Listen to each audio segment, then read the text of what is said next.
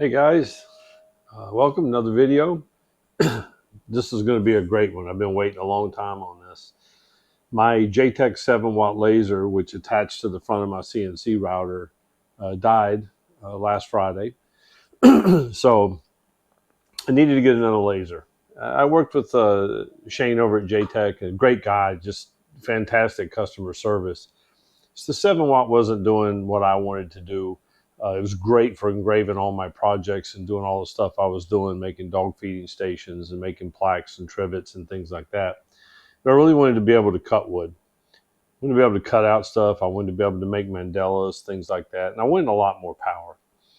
So instead of getting another laser that would attach to my CNC, I decided to go full bore and get a CO2 laser. I settled on the 55-watt OMTech. Seems to have plenty of power for all the projects that I like to do. Plus, there was a space constraint in my shop. If you watch my shop tour video, don't got a lot of space. It's a 2-car garage. So I've got about, as a friend of mine said, 20 pounds of crap in a 5-pound bucket. So it's just space was at a premium in here. And I had to move a lot of stuff around, which you'll see in the video. I had to rearrange one whole corner to make room for the laser. I had to pipe in a ducting system to be able to duck out the smoke and the fumes. I did that. I did put the inline filter in the wrong place in the first part of the video. I did correct that before the laser got here. When you do add an inline filter, it needs to be as close to the exit out the roof as you can possibly get it, so that it pulls all the smoke and the fumes instead of trying to push them, which could come out through cracks or areas that aren't sealed too good. So live and learn. I learned that in my group. A guy named Jerry said, hey, you got that inline fan in the wrong place. I took it to heart. I sit down and I moved it before the laser got here. Best advice I can give someone, if they're going to buy a big CO2 laser like this, do all your prep work before it ever gets here. Get yourself a dedicated outlet for it so it's the only thing on that breaker. Get yourself an Ethernet cable run there so you can hardwire it to your router. There's no Wi-Fi in it, so you've got to hardwire it to your router. Get your ductwork put in so that you have a way to exhaust all the fumes and the smoke outside, and have a good place to put it. You need good airflow all the way around it. And then depending on which model you buy, some models come with stands. A lot of them don't, but this one was very, very low, as you'll see in the video coming up. So I had to build a stand for it because my back I can't bend over like that 1,000 times a day. So I actually used the top of the pallet and bought some 4x4s and did some 2x4 cribbing around the sides and made myself a nice stand. And that worked out great. So it saved me a little money there. It cost me about $40 to make my stand.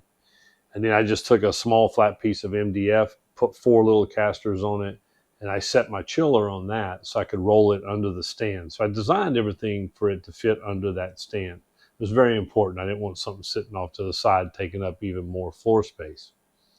So I will be taking the chiller, and I'm going to build a little L coming up to go over to the leg of the stand so that when I roll the stand out, it's going to roll the chiller out at the same time. But that little connection, I'm going to make it with 2 knobs so that you can take it off real easy and roll the chiller out by itself, because you have to fill it up with water. You got to drain it once a year, things like that. So this video is really just about prepping the area, the excitement of the truck coming down the street. The guy getting here, very nice driver. He was just amazing. I rolled it right up to my garage, right where I wanted it. And it's really about unpacking it. Just not an unboxing video. It's just showing you what I did. I just wanted to get it in, unpack it, get it in its position, and set it up. I have run several projects on you, and I can tell you this thing is a beast. It's just amazing what it can do. There's a great group out there. If you're on the fence about getting an OMTech CO2 laser, there is a fantastic Facebook group. Brant, Josh, Cam, those are the 3 moderators. Just absolutely amazing. You send them a question, they answer it. There's no judgment. We're all new to this, and it's just fantastic to have a place to go where you can ask a question, not be judged, and make people make you feel stupid. So that's really important to me, and I got lucky and found that group. So yeah, this will show you some stuff, and in coming months I'm going to have a ton of videos out making projects with it. Matter of fact, I'm already working on another video for a Mandela project that I'm doing. It's just going to be, it's killer. It's coming out absolutely killer. I'm so excited for it. It's like a kid in a candy store, you know, nothing like being 60 and it just being Christmas every day for you here. I really appreciate you guys stopping by the channel. Subscribe if you can. I'd appreciate that. My channel's starting to do pretty good. So any subscriptions that you could give me would be appreciated. Hit that like button. Ask to be notified. I'll be putting up more videos real soon. Putting up a lot of shorts showing what's going on. So like I said, thank you guys. I really appreciate it. You guys have a great day. And man, let's go burn something. We're just beaming with possibilities.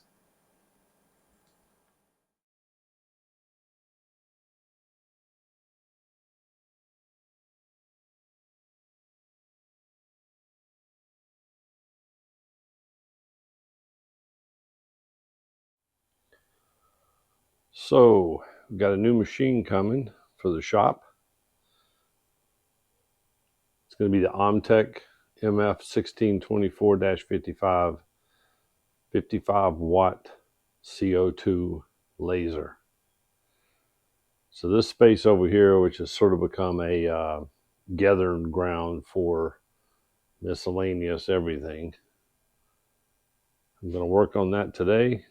Start trying to get it cleaned up, get the space ready. Need a 45-inch width, 30-inch depth.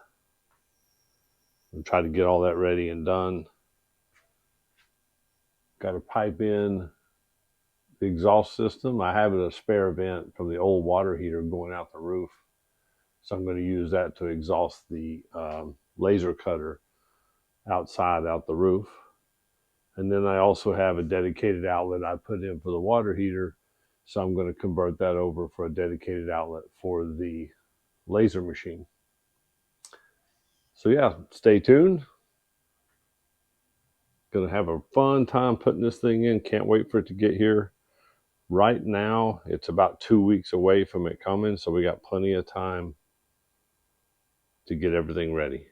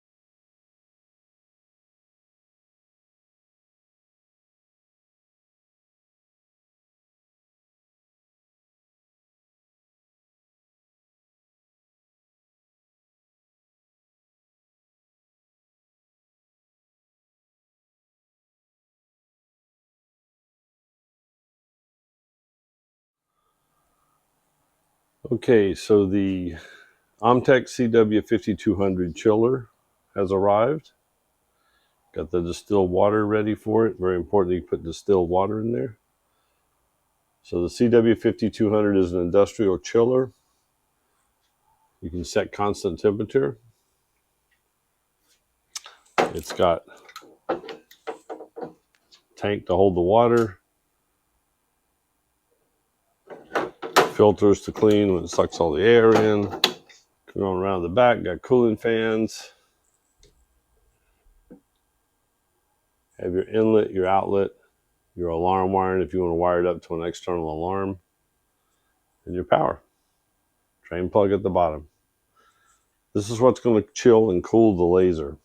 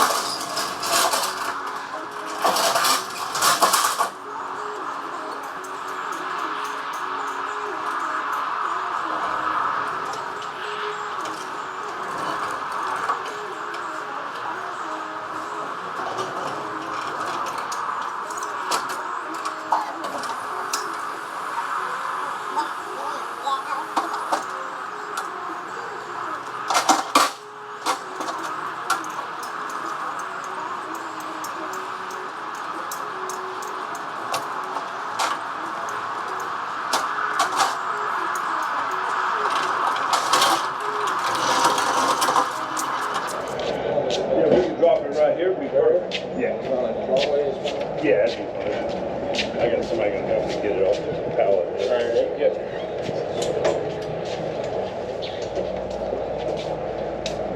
That's perfect, right there. Perfect. Yeah, well, all right. One more favor. On the sure, man? Are you sure? Oh my God, thank you, man. I appreciate that so much. Where am I signing? Yeah, just a clear and sign on the thank you. Yeah, man, have some lunch. You gotta work hard, man. We tried, you know? Thank you.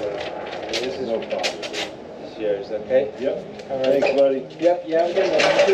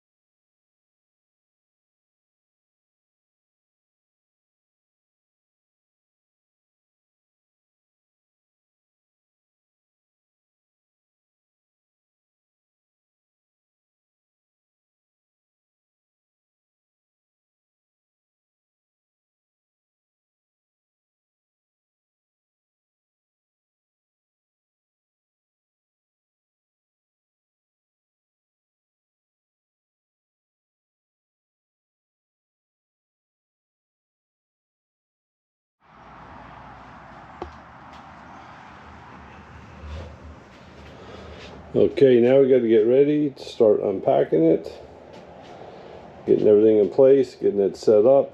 test it, and then build a stand.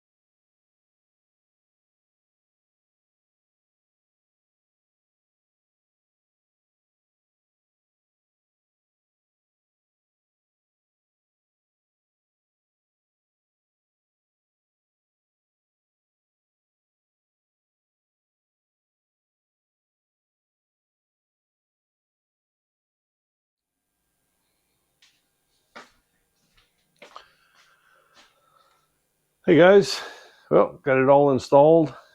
Got a table built for it to get it up to a more comfortable working height. Now you can just stand here. You can put your pieces on here, adjust your bed, work on the laser. You can roll it out, work on everything. Makes it really easy, really simple. Fantastic, just perfect height for it. Everybody's height's going to be a little different, so measure what's comfortable for you and then just build your base. I use the top of the pallet that it was bolted to when it got shipped. It was already the perfect size for the laser, so I used that and just added some 4x4 legs, some reinforcing bracing. That really just made a perfect table. One other thing I did is I added some LED lights in there so you can really see the bed, so you can really get a good view of your workpiece, and then when the lid is shut, you're able to also see through and do some filming and stuff. I do have my light burn camera coming on Tuesday, so that'll be installed, and I'll be able to actually have a camera in here to position my workpiece and to also monitor the laser as it's working, make sure we don't have any fires or anything like that. I do have a fire extinguisher mounted right there. I do plan on putting another fire extinguisher further away, probably over by the CNC, and then maybe even one more on this side. You can't never have too many fire extinguishers. So every shop should have them everywhere, very easy to get to. So yeah, it's all in, it's working. I've ran several jobs with it. Um, I've got a piece I'm working on now. I'm making a special art piece with it. I cut them out today and just, oh man, just fantastic. It's just amazing how small the pieces are that this thing can cut. It's a 55 watt CO2 laser, and I'll talk about that at the start of the video more. I don't want to repeat it. But yeah, just fantastic piece of machinery. I have the chiller down here. The chiller is actually on a rollout, so that can roll out and be worked on.